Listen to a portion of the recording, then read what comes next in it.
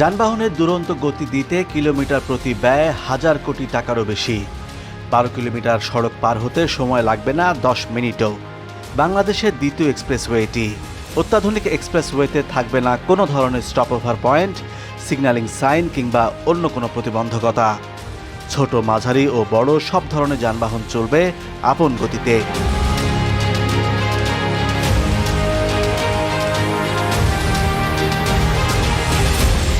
কারো সঙ্গে কোনো যানের সাংঘর্ষিক হওয়ার সুযোগই নেই। এটি পূর্বাচল এক্সপ্রেসওয়ে, যা সাধারণত 300 ফিট সড়ক নামেই বেশি পরিচিত।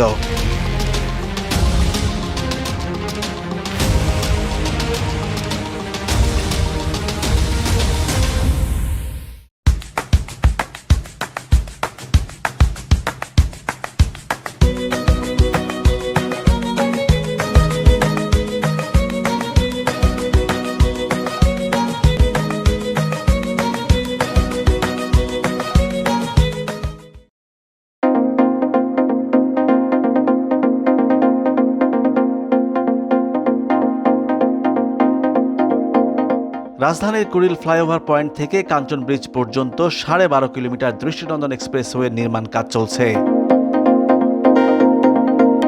বলা হচ্ছে এটি হবে দক্ষিণ পূর্ব এশিয়ার অন্যতম দৃষ্টিনন্দন ও আকর্ষণীয় এক্সপ্রেসওয়ে।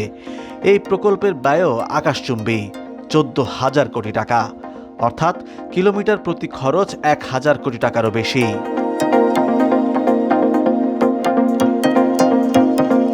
পশ্চিমের প্রগতি সরণি ও বিমানবন্দর সড়কের সঙ্গে পূর্বের ইস্টার্ন বাইপাসকে সংযুক্তকারী এই সড়ককে বলা হচ্ছে অন্যতম পর্যটন স্থাপনাও।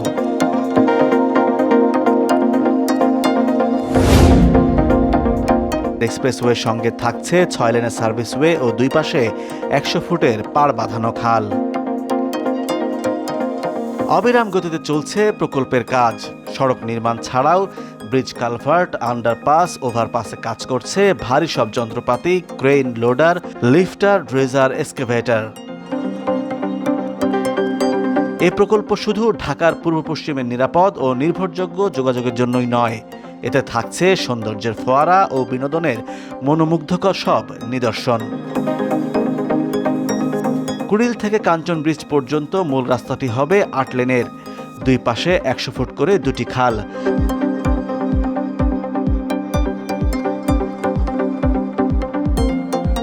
দুটি খালের দুপাশেই থাকছে সার্ভিস রোড। সার্ভিস রোডেও থাকবে একাধিক লেন। তার বাইরে থাকছে বিভিন্ন আবাসিক এলাকা থেকে যুক্ত হওয়ার জন্য গেটওয়ে।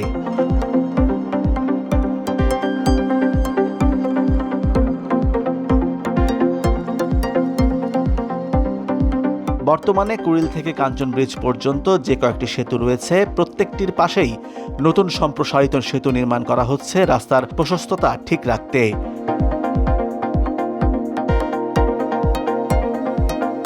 পূর্ব পশ্চিমে বা পশ্চিম পূর্বে যেদিক থেকে চলাচল হোক, এক্সপ্রেসওয়েতে থামার প্রয়োজন পড়বে না।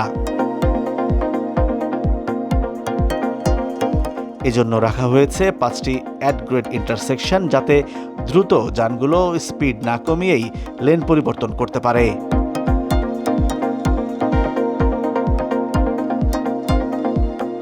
প্রকল্পে মূল লেন তৈরি ছাড়াও সংস্কার হচ্ছে ডুমনি, বোয়ালিয়া ও এডি 8 খাল। মূলত রাজধানীর পশ্চিম পূর্ব যোগাযোগের প্রয়োজনীয়তার পাশাপাশি পশ্চিমের জলাবদ্ধতা নিরসনের বিষয়টি বেশি গুরুত্ব দেওয়া হয়েছে এ প্রকল্পে। সংশোধিত প্রকল্পে 3টি খাল যুক্ত করা হয়েছে।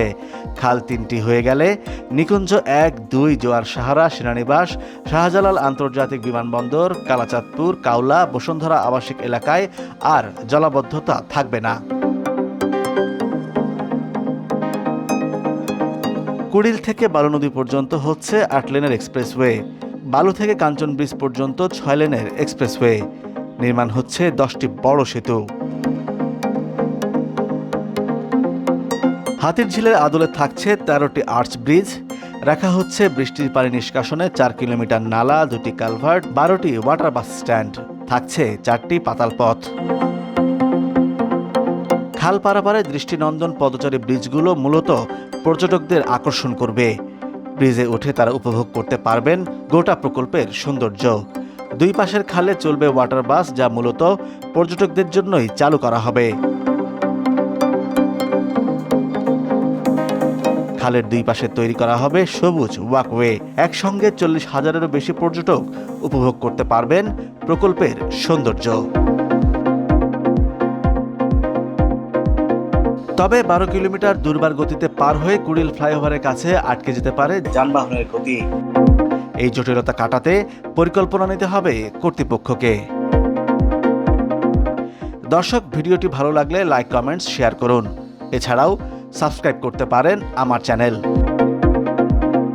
এতক্ষণ সাথে থাকার জন্য ধন্যবাদ।